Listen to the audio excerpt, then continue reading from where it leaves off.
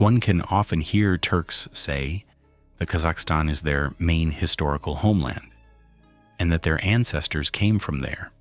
In today's video, I will talk about why the Turks of Turkey left their homeland in Central Asia and migrated as far as Anatolia. Due to YouTube censorship, I can't share some historical facts about the Turks here. You can find them on my Telegram channel via the link below the video. The migration of the Turkic peoples can be divided into 3 stages.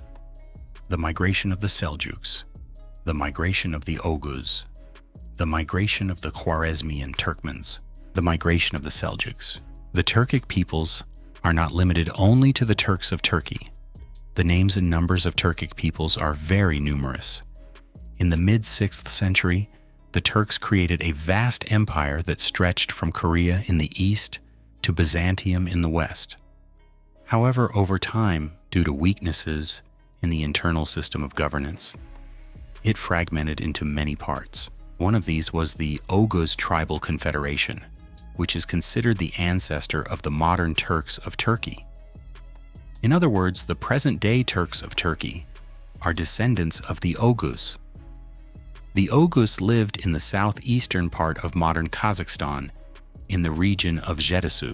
However, they were pushed out by the Seljuks, who inhabited eastern Kazakhstan, as a result of which the Oghuz migrated to the southwestern regions of Kazakhstan and, by the end of the 9th century, laid the foundations of the Oghuz Khanate.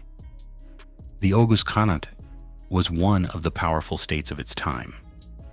The Oghuz referred to their rulers with the title Yabgu. Under one such Yabgu served Seljuk, an exceptionally talented military commander. He enjoyed great authority among the troops. The wife of the Oghuz Yabgu, fearing Seljuk's military influence, suspected him as a potential threat and advised her husband to eliminate him.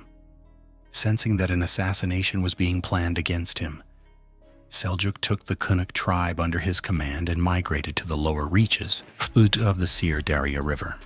Thus, the conflicts with the Oghuz had became the reason for the first major Turkic migration, the migration of the Seljuks.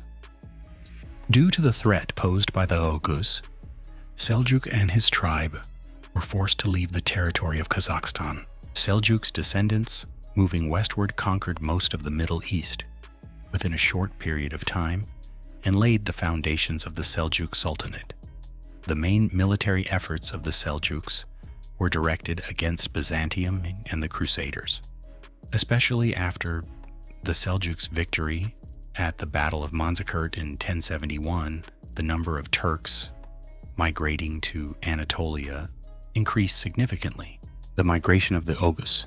The Oghuz, who remained on the territory of Kazakhstan, soon faced serious difficulties. The Oghuz authorities increased taxes and levies, placing a heavy burden on the common people. Angered by this, the population rose in rebellion, and instability arose in the country. Taking advantage of internal instability within the Oghuz state, their eastern neighbors, the Kipchaks, ancestors of the modern Kazakhs, launched a devastating invasion as a result of the crushing blows delivered by the invading Kipchaks. The Oghuz state was destroyed in the mid-11th century. After the Kipchak attack, some of the Oghuz recognized Kipchak rule, while the majority were forced to migrate toward the Seljuks. The migration of the Oghuz strengthened the power of the Seljuks and enabled them to conquer most of the Middle East. The former Oghuz lands came under the control of the Kipchaks, that is, the Kazakhs. Thus, the Oghuz tribes did not leave the territory of Kazakhstan voluntarily. After the blows inflicted by the Kipchaks, they were forced to abandon their homeland and migrate westward. Migration of the Khwarazmian Turkmens. The Turkmens controlled the Khwarazmian Empire in the early 13th century, which covered vast territories. It was a very powerful state. At the same time, in the territory of present-day eastern Kazakhstan and Mongolia, Genghis Khan united Turkic tribes such as the Karits, Jalayirs, Kongirats, and Naimans, laying the foundations of the Tatar Empire. The Naiman, Kongirat, Jalayir, and Kari tribes mentioned are today among the tribes that make up the Kazakh Turks. In 1219, Genghis Khan launched a campaign against Khwarazm and conquered it within 5 years. Khwarazm had the capacity to resist Genghis Khan's army.